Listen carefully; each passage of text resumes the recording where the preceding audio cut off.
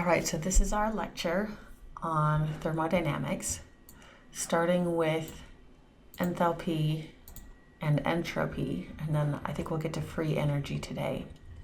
So what this is about is essentially the why of chemical reactions. Like, why do chemical reactions occur? Like, just because I write it down on the paper doesn't mean that they will occur. And if they do occur, then it wasn't just because you wrote it down on the paper, right? So like, why would they occur in the first place? And so thermodynamics attempts to answer that question by looking at the world kind of through two different lenses of what's happening. And the first is looking at enthalpy. And enthalpy is heat energy in a system.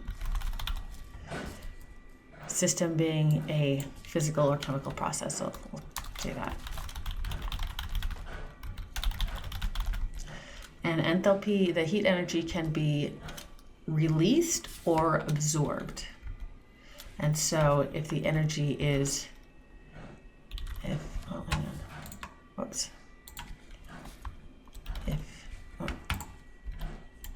it's not letting me. Okay, if energy is released, we call that exothermic. And if energy is absorbed, we call that endothermic. Okay, and then we have this little delta here, delta H.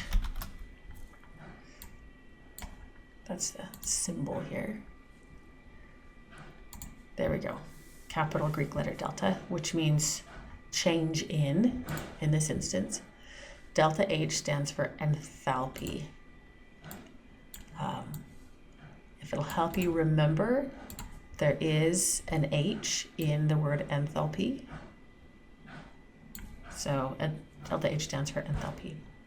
And delta H is negative in an exothermic process, and it is positive in an endothermic process, and you'll need to know those two things. I'm going to say negative,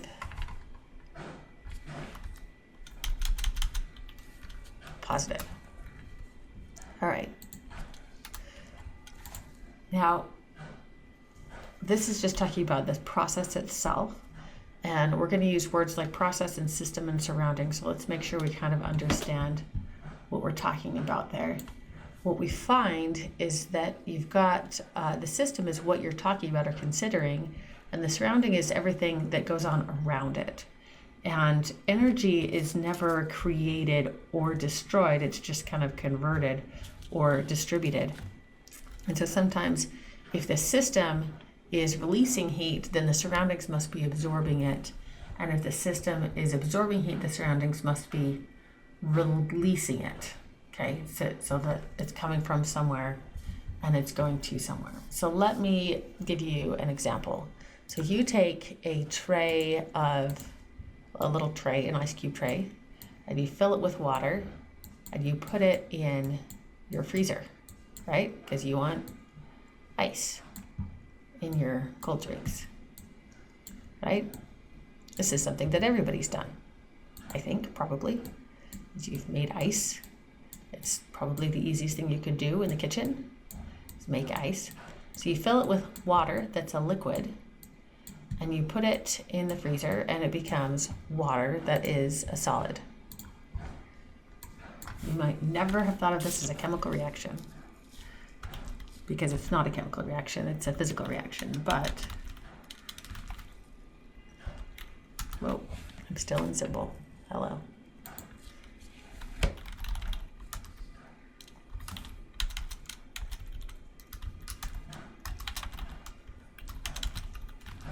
Okay, here we go.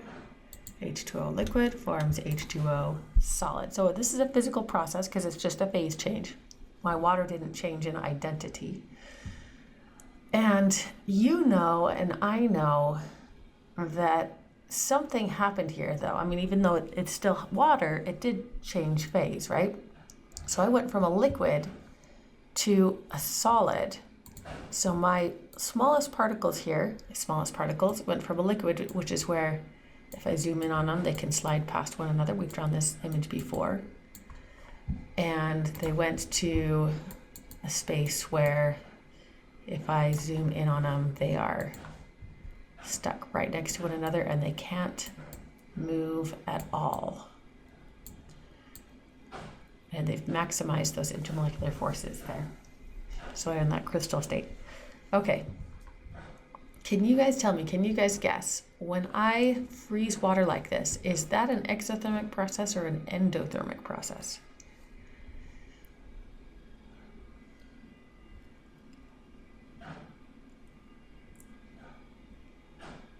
It seems like it's endothermic because it's getting colder. But in fact, it's getting colder, which means heat is leaving that system. So this is exothermic, yes.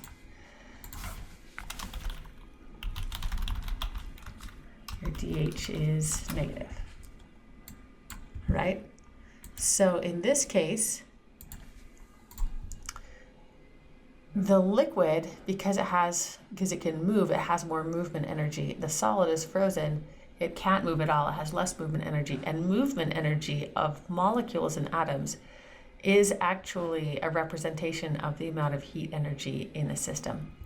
But if it wasn't just for that, you could tell you had to take that water, that relatively warm water, and you had to put it in the freezer so the freezer could remove the heat from it in order for it to be frozen.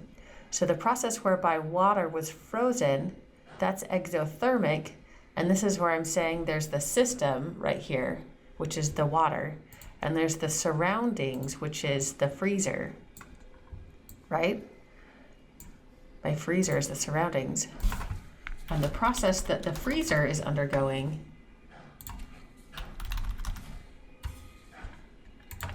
is endothermic, because it is absorbing the heat that is being released by the water. You might say, now wait a second, my freezer doesn't absorb heat, it's cold all the time. But no, it absorbs the heat. Where does it put that heat? Does anybody know?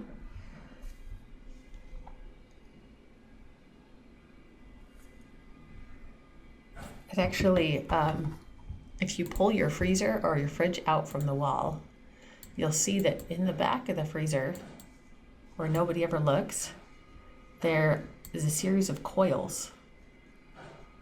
And your fridge and your freezer are doing a heat transfer thing where they basically push the heat out through those coils. So like underneath the freezer, behind the freezer, the fridge, it'll often feel a little bit warm, especially if it's working. If you haven't noticed that before, you might go check that out. So this process here of water freezing, that's exothermic. It's releasing heat to go to the solid state. And then the surroundings, the freezer, they're absorbing that energy. So that's an endothermic. What the freezer's doing is endothermic. All right, because movement is heat energy, and I should specify that up here.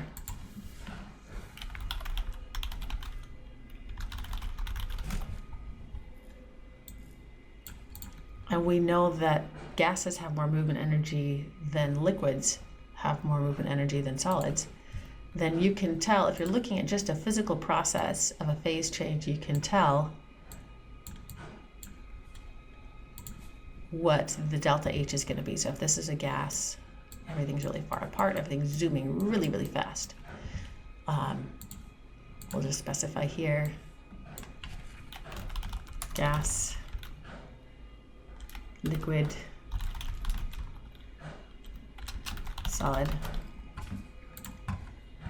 Everything going this direction is losing movement energy. So when it loses that movement energy, that energy has to be released. So all of those are exothermic, right?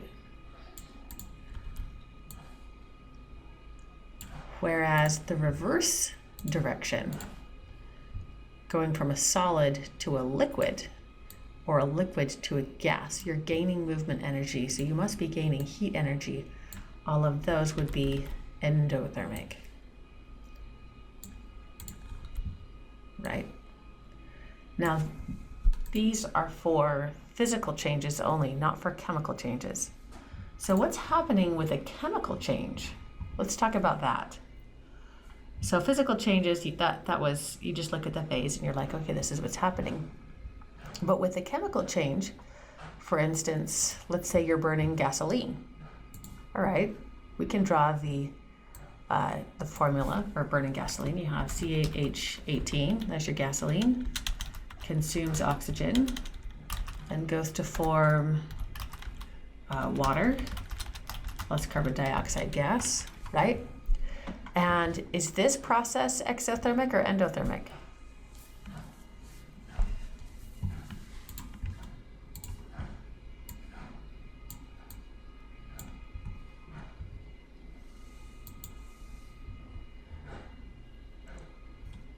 It's exothermic. It's exothermic. You know it's exothermic because when you put your hand over that reaction, your hand starts to absorb some of the heat that's being released, and it will get very hot and it will burn you, right? If instead of happening in your car, if it was happening in a burner, right? Like propane burner or a butane burner or your gas burner in your home, right? Burning any kind of fuel, including gasoline, kind of does the same reaction, and they're all exothermic. So here we go. Exothermic, and the delta H is negative for this reaction because heat is a product. And again, your hand, being the surroundings, will feel that and will absorb that, all right?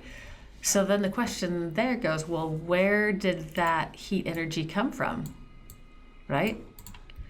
In case of the physical change, we could say, well, basically they were moving and now they've stopped moving, and that's where the heat energy was, and now it's gone, and that's what was released. But this is something a little bit different. So this brings us to, we need to talk about kinetic energy versus potential energy. You guys know the difference between these two?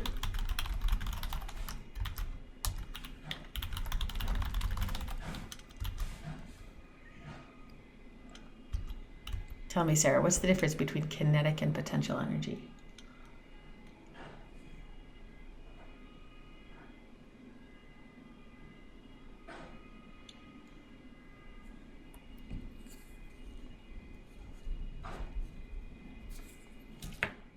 Perfect. Sarah's got it. Kinetic energy is movement energy, right? So this up here, when we say movement is heat energy, we're kind of talking about the same thing, right?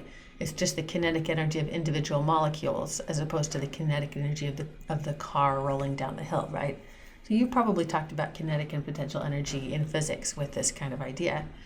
The ball rolling down the hill is kinetic energy. The car moving down the street, that's kinetic energy. We're just saying, hey, look, those little atoms moving around, that's kinetic energy. That's movement energy.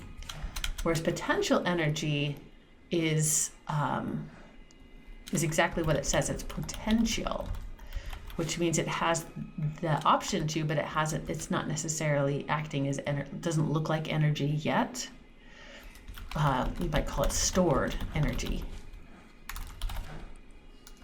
Okay, so the classic physics example says you've got a hill here, and you have a ball sitting at the top of the hill, and this ball has potential energy because it could roll down the hill, even if it's not doing it right this minute. So it has potential energy. But then when the ball is rolling down the hill, then that potential energy is being converted into kinetic energy. And it's got that movement energy as it goes down. Okay, so what we have here in this reaction of gasoline burning is this molecule, this gasoline, has potential energy stored in its carbon and hydrogen bonds. And when we activate this reaction with a little spark, then we begin the process of releasing that potential energy. And as it's converted to these other more stable set of bonds using oxygen, that energy is released as kinetic energy or heat, and it's an exothermic process. Does that make sense?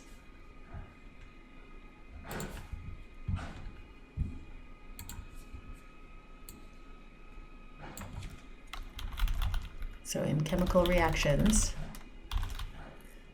the bonds store energy.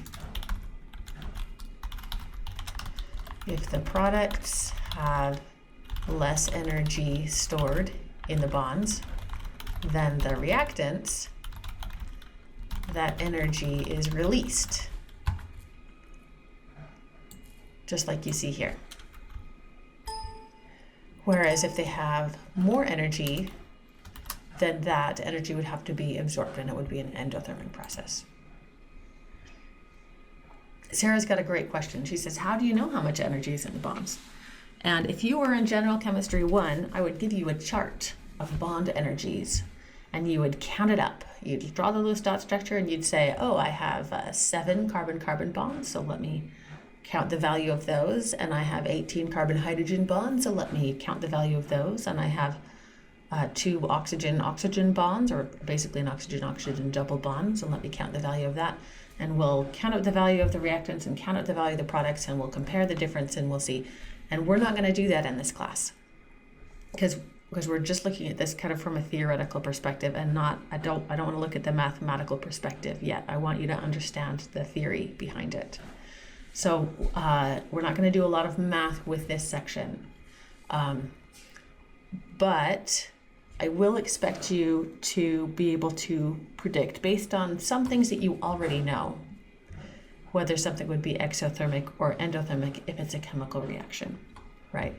So burning gasoline, you should be able to say, yeah, that's exothermic because I'm burning it, so it's going to be releasing heat.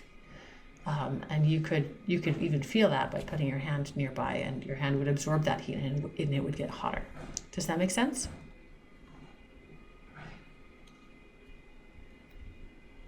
Okay. Now, since I just wrote out this really nice thing here, I'm feeling like I ought to specify that for what's going on over here as well. So I'm going to write this here. In physical processes, the movement of the molecules or the atoms contains energy. If the products have less energy movement than reactants, that energy is released, and vice versa.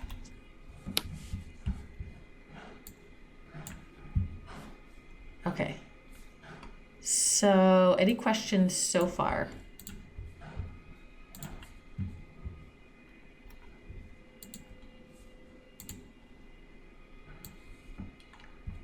It's all very vague until we actually try to do it.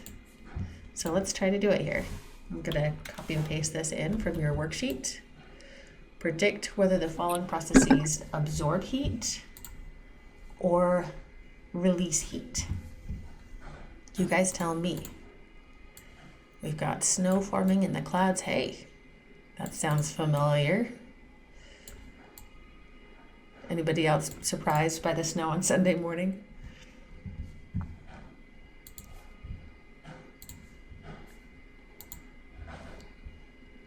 Sarah says that is exothermic. Why do you think that's exothermic? Sarah?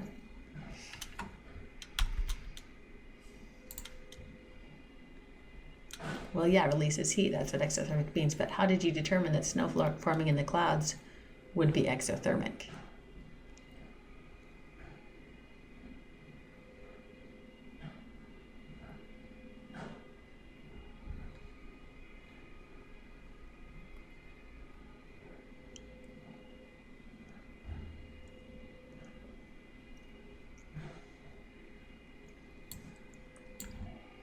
That's not a bad way to look at it. So Sarah says she notes that there's a decrease in temperature, but that almost sounds like it's endothermic, right? For this one, I think the safest thing is to note the process of snow forming in clouds is water vapor, which is clouds, goes to form water flakes, snow, which is a solid. And then you could say, all right, well, anytime I've got a liquid going to form a solid, the liquid particles have more movement energy, so that must be releasing the movement energy. So that would be exothermic, which means you would expect the surroundings to actually get a little bit warmer because they're absorbing the heat that the water is releasing as it is freezing, right?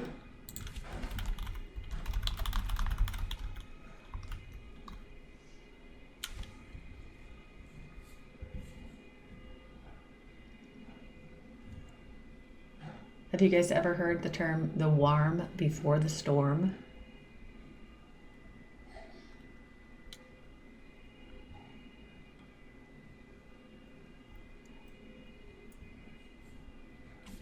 Right, so the warm before the storm maybe reflects a little bit of this, right? The snow starts forming in the clouds and it gives heat to the surrounding areas, and the surroundings that you feel when you walk out, it's like, oh, it's starting to feel really like it's not warm outside, right? Because it's winter, but it's maybe warmer than it was previously, and then it starts to snow. So that's a little bit what you're looking at here. But if you're a little confused by the like, it feels cold, so how can it be exothermic? It's a great idea to kind of write that process down and say, what is actually happening? When snow forms, I have a liquid forming a solid, and that is a dead giveaway for anytime I've got liquids forming a solid, I know that that's exothermic. They are not all exothermic, Sarah.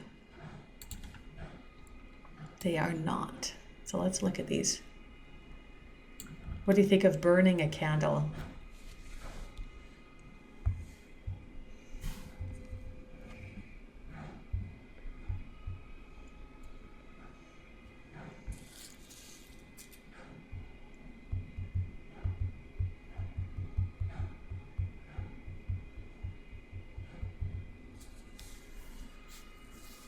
Okay, yeah, you exothermic, yes, for this one. For the same reason that burning gasoline is exothermic, right? If you put your hand over that candle, you can feel the heat that is being released by the burning.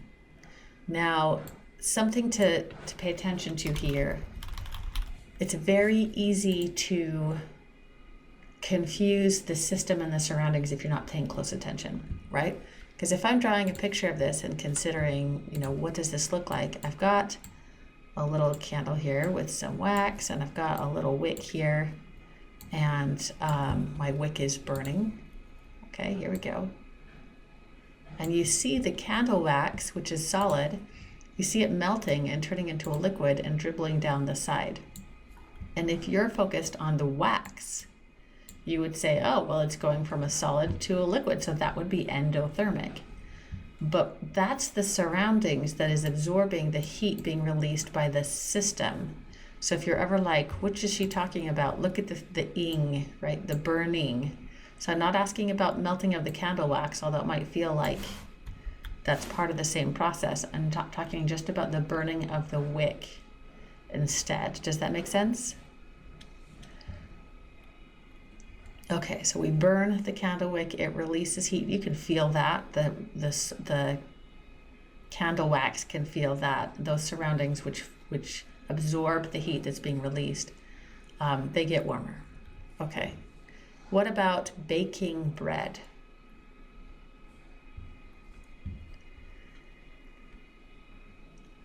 Yeah, that's endothermic. Good job, guys. Right on. Why do you think endothermic? I mean, it's hot, right?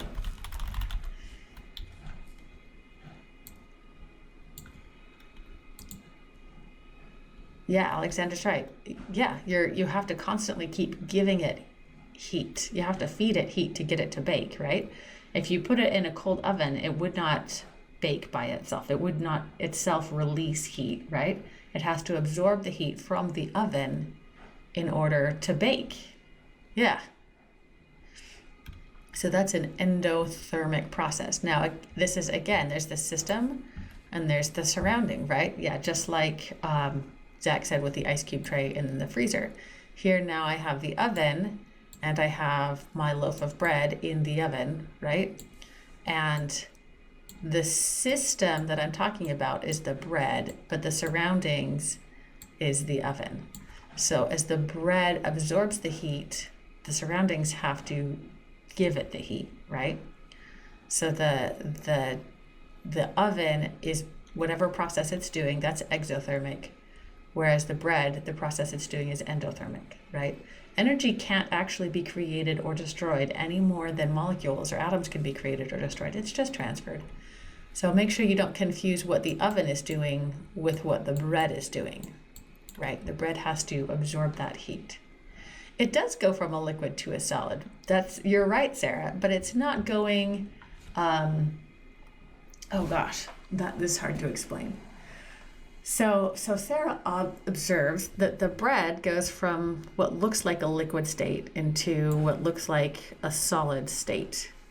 And if I was looking at it as, bread liquid going to bread solid, you might think, but that's exothermic.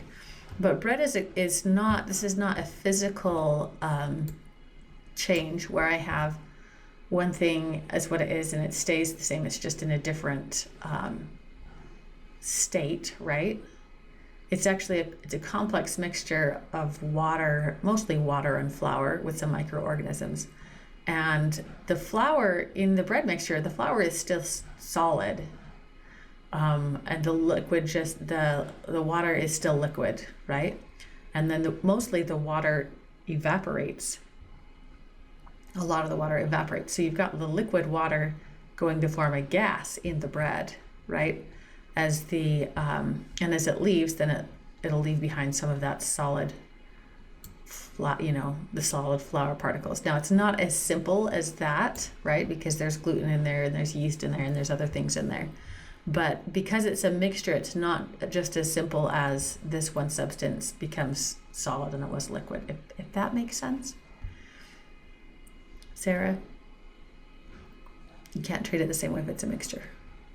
But do consider, you couldn't just put it in a cold oven and expect it to bake, right? You have to feed it heat constantly in order for it to bake. So it has to absorb that heat, and that makes it an endothermic process. Okay, what about water condensing on the side of a cold drink? Perfect. Oh, Sarah's got that one, right? So here she says that's got to be exothermic because you've got, if it's water condensing, that means it was just water in the air. And so what you're really looking at here is H2O gas going to form H2O liquid, right? And the gas to the liquid is the exothermic process. All right, good. Do you guys feel pretty confident with these? A little bit more confident with those? Okay, excellent. All right, we can actually express these mathematically. Again, I'm not ever going to make you hang on. I'm not ever going to make you look at individual bond energies, but I could show you the delta H for a process and give you some math here to do. Like this, right?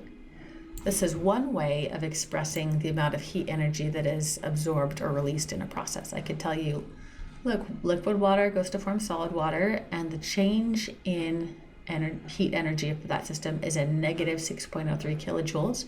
And that negative sign tells you that this is exothermic, right? Because a negative delta H is exothermic. The opposite process is going to have the exact opposite heat change. Do you see that? This is one way to do it. Another way to do it would be to say, just put it in the reaction and say liquid water goes to form solid water, and additionally this reaction or process produces 6.03 kilojoules of heat energy, right? If I did the same thing on this side, we would say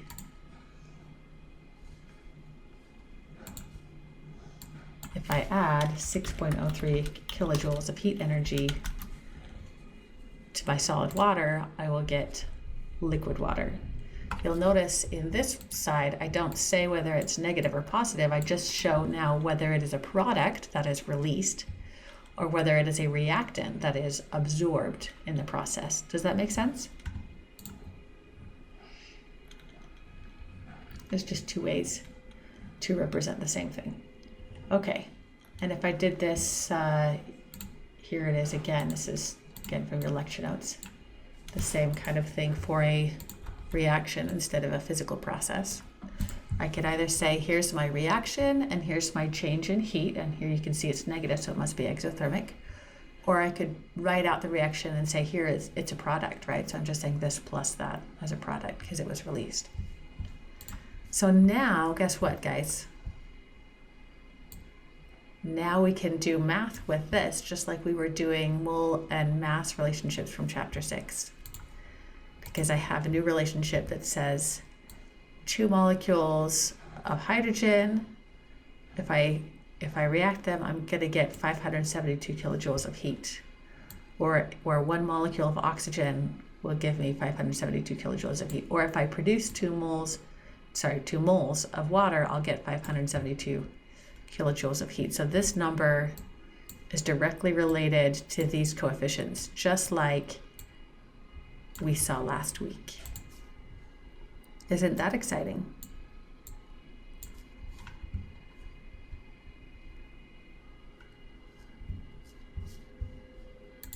Should we try it? Just as a way to help us remember what we did last week. Here we go. How much energy is released by burning? That's what's going on here. Is I'm burning hydrogen gas. 48.1 grams of hydrogen gas. Question.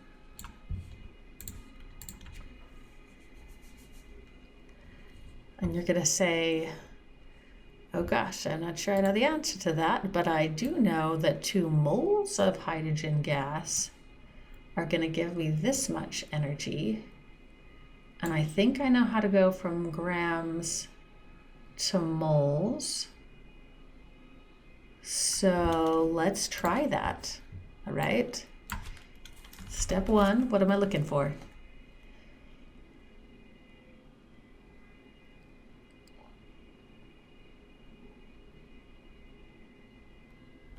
Energy, which in this case is kilojoules, right?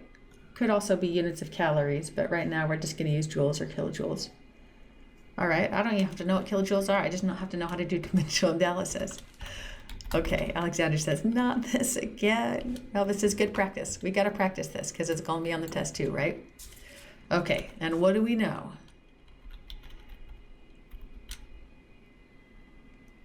The molar mass of H2 is 2.016, right? That was just 2 hydrogen atoms. Each of them was 1.008. So we know that hydrogen is 2.016 grams of hydrogen is equal to 1 mole of hydrogen. Good. Excellent. We're going to need that. What else do we know? We're given 48.1 grams hydrogen gas. Good.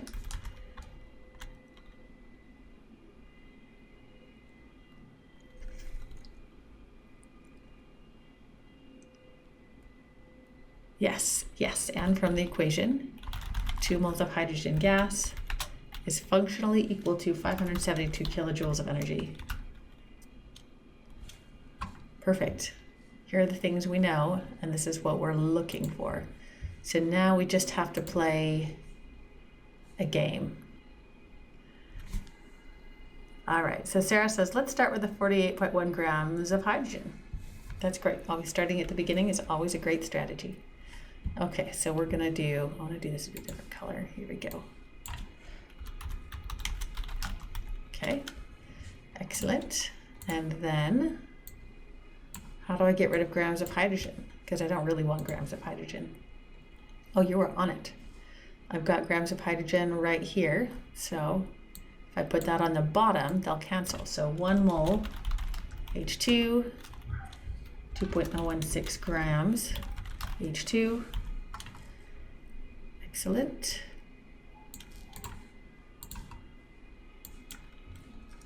And if we stop to check it, we can see my grams of hydrogen cancel here. So we're on the right track, good. And now we're gonna say, we want moles on the bottom, so they'll cancel. So we're gonna say 572 kilojoules of energy are produced when we burn every 2 moles of H2. Excellent. And again, my moles of H2 cancel. Set that up right. And we should get, Sarah says 6823 kilojoules. Okay, so let's just open our handy calculator and double check, because this is science. I'm gonna see if we get the same answer.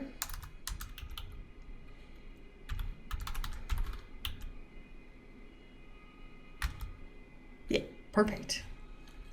So 6,823 kilojoules when I burn just 48 grams of hydrogen. Wow, that's actually like a lot of energy, actually.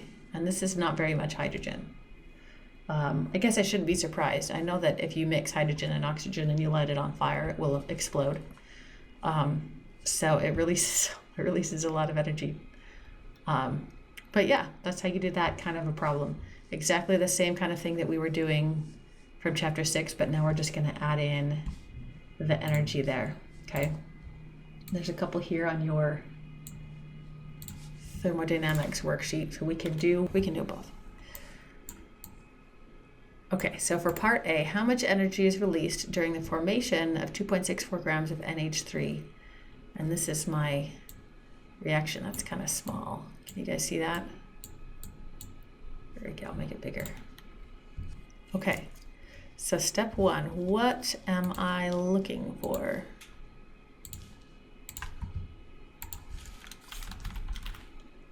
I'm looking for kilojoules because that's my units of energy. Good. Step 2, what do I have to help me find the answer?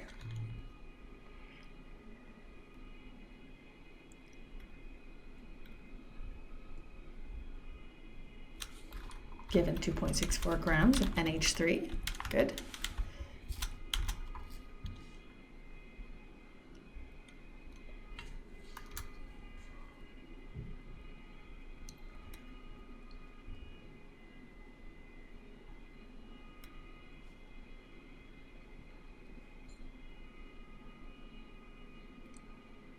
What else do I have here? Oh good, I'm gonna need the molar mass, yeah, because this is all mole relationships. So we need the molar mass, specifically of the NH3, because I was given grams of the NH3. So 1 mole of NH3, and this is, again, you just look at the periodic table, nitrogen is 14, 3 hydrogens each at 1.008. So then we see that 1 mole of NH3 is 17.034 grams NH3, good. Good, okay. What else do we know here? Good, yes, and from our equation here, it looks like 2 moles of NH3, and this, it's not inside the equation, but it's just off to the side, but when you produce 2 moles of NH3, you're also gonna produce 44.5 kilocalories of heat. So 2 moles of NH3, for the purposes of this equation, they're basically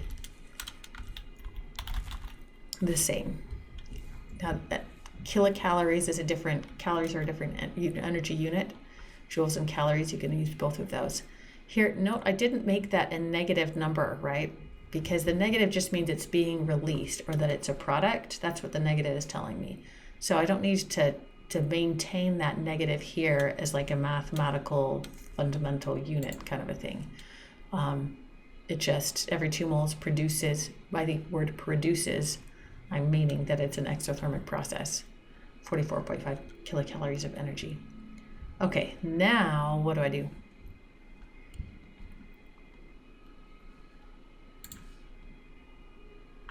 Set it up. All right. Sarah wants to start with 2.64 grams of NH3 on top. I think that's great. Next.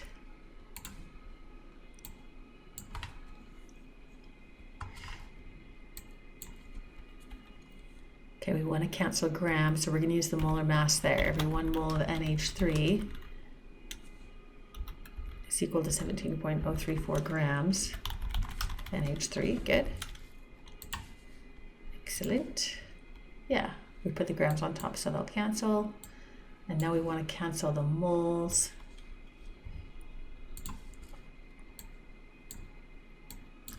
And we're going to say 44.5 kilocalories produced when every 2 moles of NH3 are also formed. Okay, good. So the question is, do we add the negative back at the end? When do I put the negative back in there? And the answer is I never put the negative back in there. What I'm looking for, it says kilojoules, but really what it's asking for is how much energy is released. So what I'm actually looking for is kilojoules released, if that makes sense. Not kilojoules, oh boy. Kilocalories. kcal. Looking for kcal, oh boy.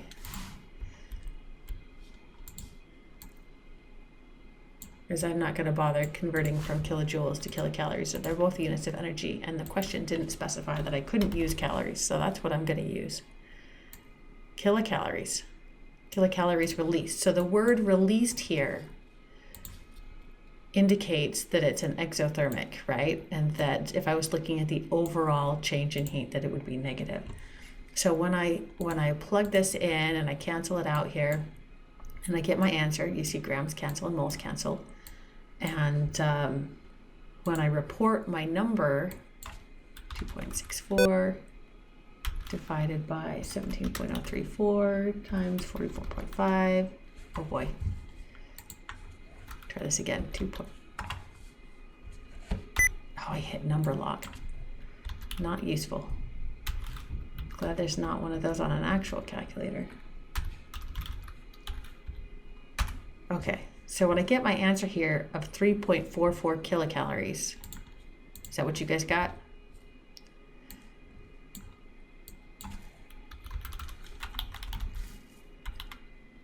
I can say specifically it's 3.44 kilocalories released. And that released is indicative of the fact that for the overall process, it's exothermic. And if I was looking at just the heat change for the overall thing, it would be negative.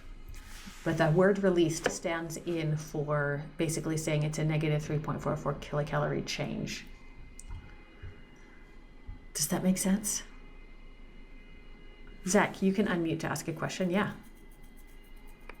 So we had delta H equal to like 44.5, which is what we set NH3 to for the moles. Mm-hmm. If it asked us instead like 3H2, would we also still just be able to set it up to like 44.5? Like, is that equal to all of these? Yes. Does that make sense? Yeah. So we just use this value and we compare it to whatever number value is here, right? So Right. Here we did a 2 because it was 2. If they asked about hydrogen, we would be using this value instead, right? Oh, And if they asked about nitrogen, we would use the 1 that's there instead. Yeah. okay. Thank you. Great question. Okay. One more. This one goes a little bit backwards. It says if I'm making this much energy, then how much of this should I have started with? We can do that, right? Exact same thing, just going backwards basically. If we follow our little guidelines, then we'll for sure get there. So first of all, what am I looking for? Grams N2, perfect. And second of all, what have they given me?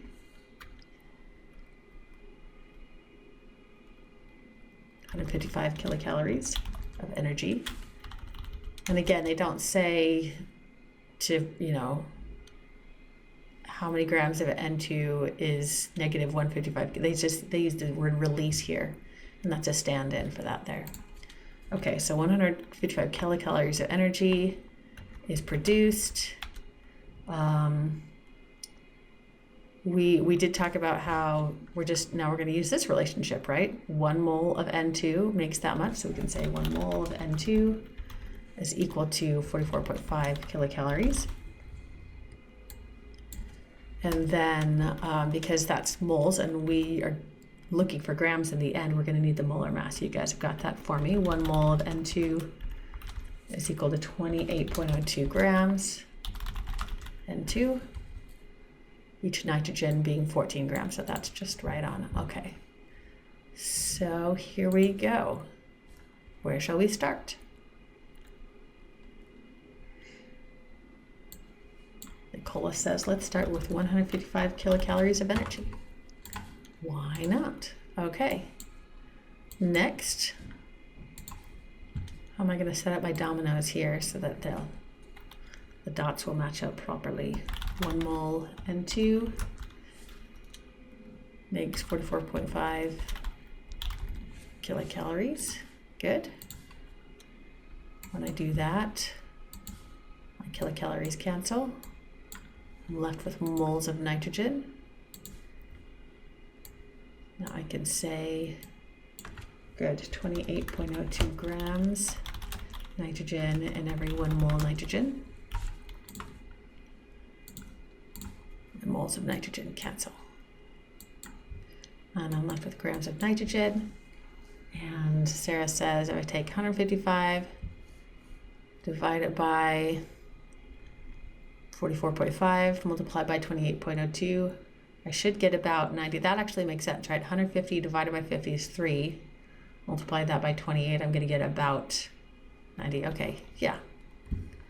I can estimate that to see that she's in exactly the right ballpark there. So 97.6 grams N2 can be really helpful to kind of estimate what you think the answer should be, or the range that you think it should be, before you plug it in, because that way if you get something that's way off, you can double check your math to make sure that your calculator makes sure you didn't plug it in wrong. Perfect. Okay. That is our first section on enthalpy. And so let's take a 5-minute break. We're going to come back and talk about entropy and then free energy. All right, let's continue. And we started out talking about enthalpy being heat energy in a physical or chemical process. And now we're going to talk about entropy. Entropy is the measure of disorder in a system or process. You could think of it as the energy involved in order. And entropy is given by delta S. Delta S for disorder. Again, here we're going to symbol. And if it helps, I don't know if it helps, there's an S here in disorder. Right? Here we have, you could say, yeah, heat, H for heat, H for enthalpy, S for disorder, that is entropy. All right? And what we find is that when our system or process, when a system or process results in more disorder, then your delta S is negative. Oh, hang on a second. And when system or process results in more order, look at these answers. Okay.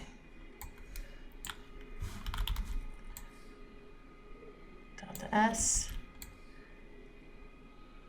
S, and delta S is positive if you get more disorder. and delta S is negative if you're producing more order. Okay. Now there's two ways to look at the production of order or disorder in a system, just like there were two ways up here, right? One way we just looked at a physical process and we said what's happening to the molecules. We can do the same thing here. We can look at this physical process and say what's happening to the individual molecules. And if we do that, I hope you can see that some forms of matter just naturally contain more order and some contain more disorder. What do you think? Which of these is the most ordered state and which of these is the most disordered state?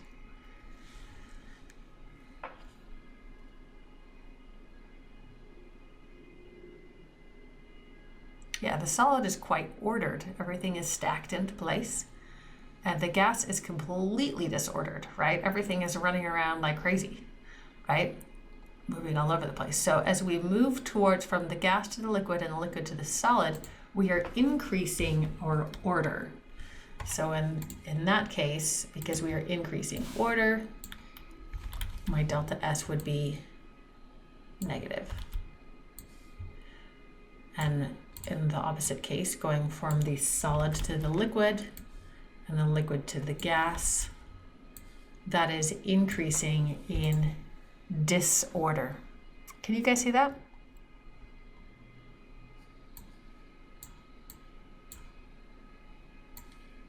Right. All right, so that was one way to look at it. The other way is by looking, this is good for physical changes, but if you're looking at a chemical change, like we did up here, then we have to look at it from a slightly different perspective. Here, bonds were storing energy, and you kind of had to ask yourself, does it get hotter or does it not get hotter? Instead, for disorder, what we're going to look at is the number and types of molecules or atoms that are present. Okay? So for this reaction, I can't really tell because I never balanced it. But if we balance it, I think you'll see, you might see that one of these appears to be a little bit more ordered, just in terms of like how many pieces are moving around. And we can determine that. So if we balance this, I think we find we've got 8 carbons here, so we're gonna need 8 carbons here, 18 hydrogens, so that's gonna be 9 times 2 is 18 hydrogens. And that gives me 9 plus 16, that's 25 oxygens. So I'm gonna have to make that 25 halves and then multiply everything by 2. When I multiply everything by 2, I'll get 225, and then I'll get 18 here, and I'll get 16 here. Well, that's kind of that's a lot of molecules.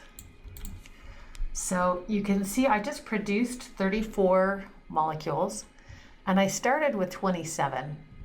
Can you guys see that?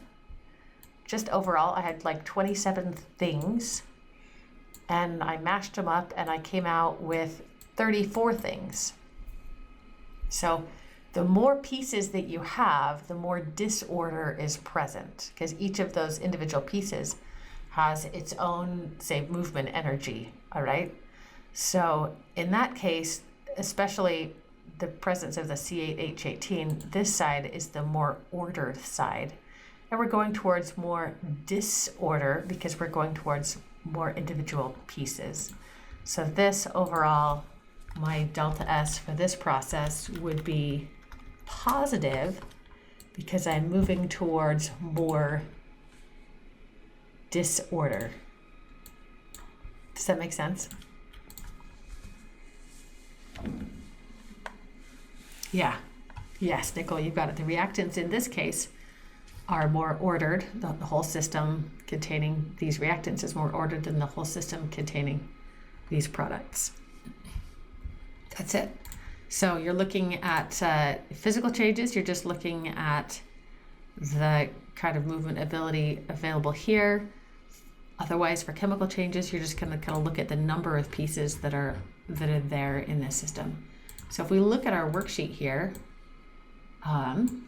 we can get an idea what this looks like. We're going to predict whether each of these processes or reactions leads towards more order or more disorder, and none of these are balanced. So you might want to balance that as part of your way of predicting that.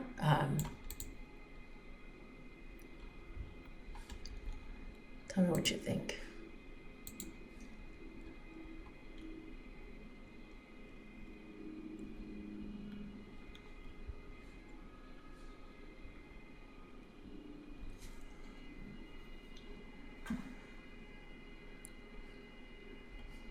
What do you guys think of this one?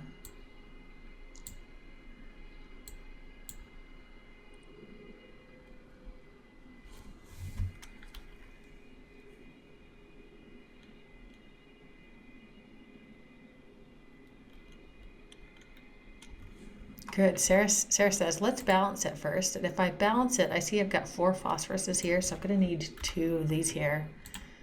And that also means I'm going to need 6 over here, 6 magnesiums plus a P4 molecule gives me 2 of these magnesium phosphide molecules. Okay. And if you want, we can put a little 1 here to remind us. So what does that look like in terms of order? That looks like it is going to form a much more ordered system, right? I've got 7 molecules or atoms combining to form just 2 things that are ordered here. So this is going towards more ordered, or in other words, my delta S is negative, right? Good. There we go.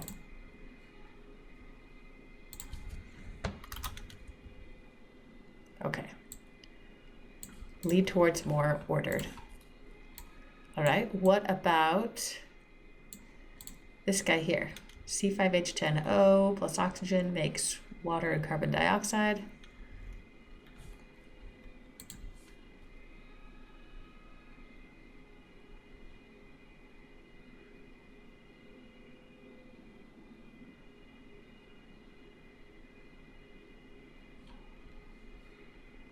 Good, all right, if we balance it, we're gonna want a 5 there.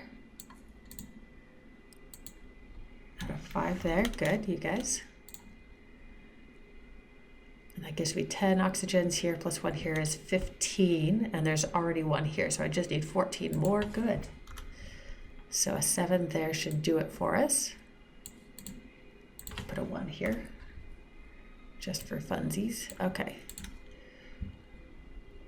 So this is tending towards more disorder. Good. So I have 10 products instead of 8 reactants. Whoop.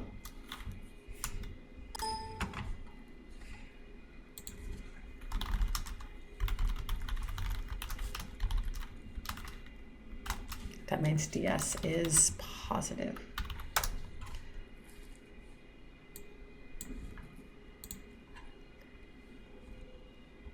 Perfect. Okay. What about this one? Hydrogen plus nitrogen goes to form NH3.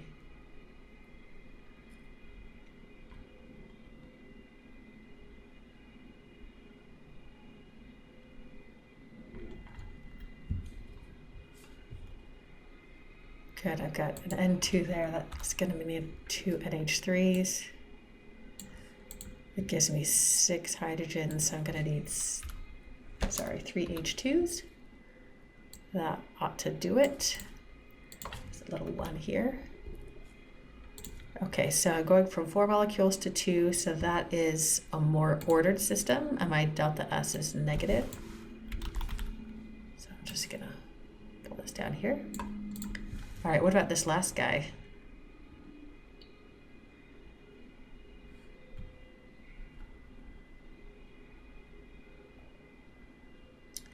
Yeah, without even balancing it, I think you can see I have one thing and it's just falling to pieces, right? Like you could think of a window breaking into little pieces. I mean, I can definitely balance this here. but I don't think it's going to change my mind about whether or not this goes to form more order or more disorder. Let's see, there's the carbons. Uh-oh, 5 hydrogens, 2 hydrogens. I'm going to have to double everything here.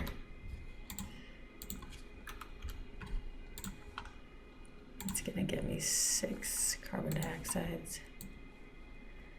This one's kind of fun to balance, don't you think?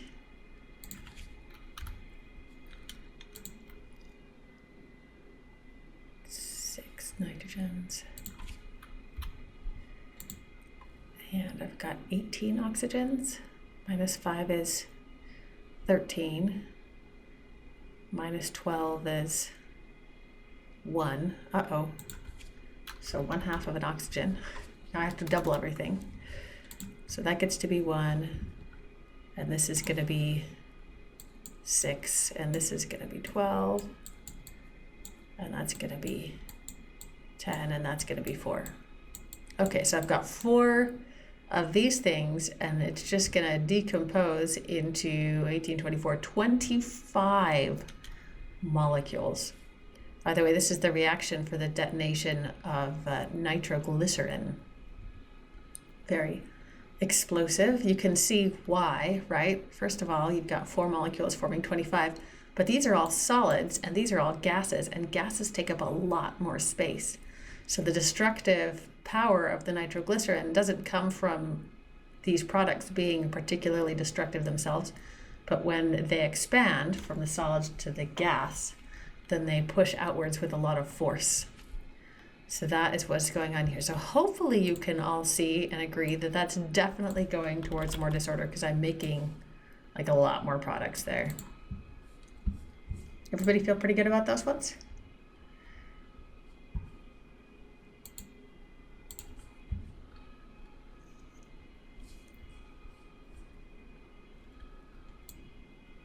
They're kind of fun. Really, the hard part is remembering that H is entropy and S is disorder, and what the pluses and minuses mean.